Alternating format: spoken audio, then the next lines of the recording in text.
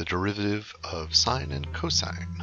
Before we start looking at the graph of sine and cosine, let's look at the graph of the power function that we did last time. Last time we did it algebraically. I want to do it geometrically this time. So I'll start with a quadratic function. And I'll grab points on the curve and measure the slopes using the derivative process. So at every point, I'm going to do difference quotient and then drive h to 0 and then measure the resulting slope. Derivative process, measure the slope, measure the slope, measure the slope, measure the slope, measure the slope. 0 is always the first point you want to plot.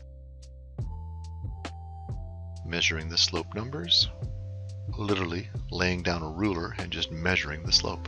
The x values that generate the points. And now I'll start plotting my slope numbers.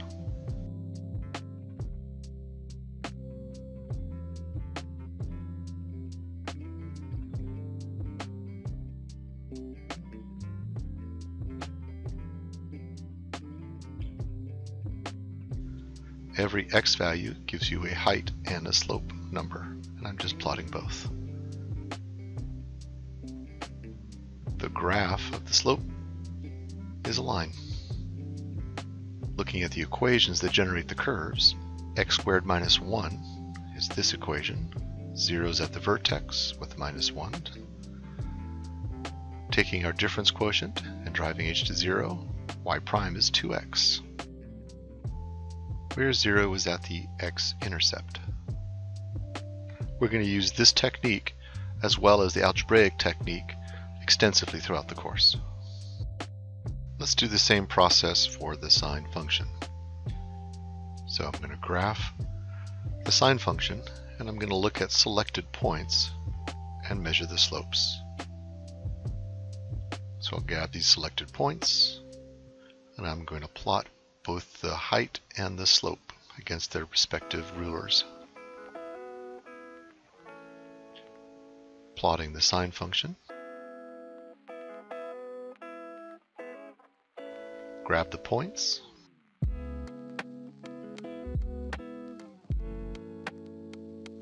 Grabbing a point on a curve is the same thing as running it through the function. Measure the slope.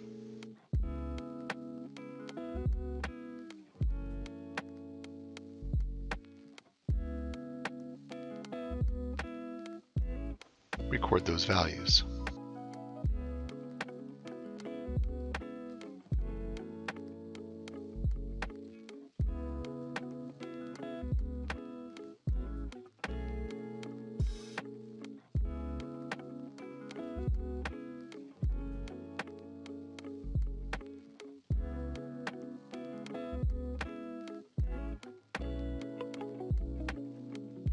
Connect the dots.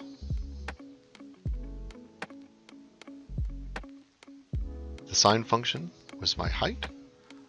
The cosine function is my slope. In terms of notation, now we're going to run through the derivative process algebraically. So I'm going to take the difference quotient and then I'm going to drive h to 0.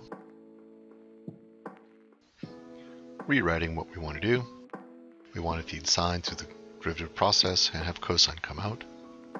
That's the sine function at the input point x. Run that through the difference quotient.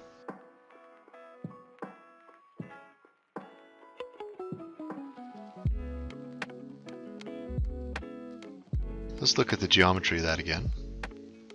X goes through the sine function, go over h units, get another point, plug that into the sine function.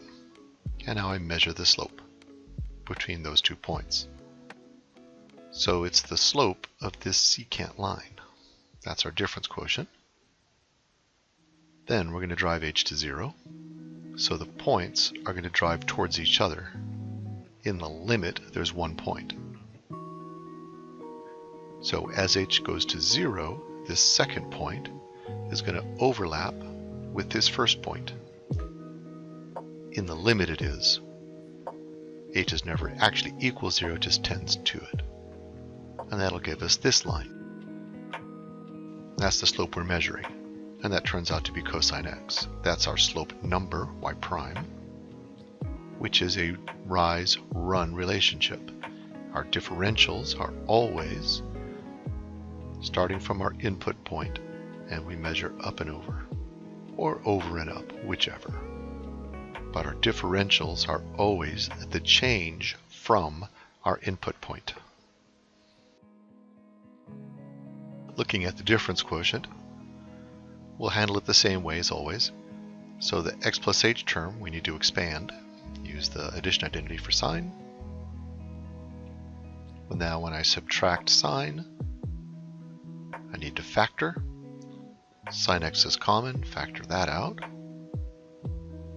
And then I have a cosine x sine h left over. Divide by h. Distribute on the right hand side. And now I'll drive h to 0.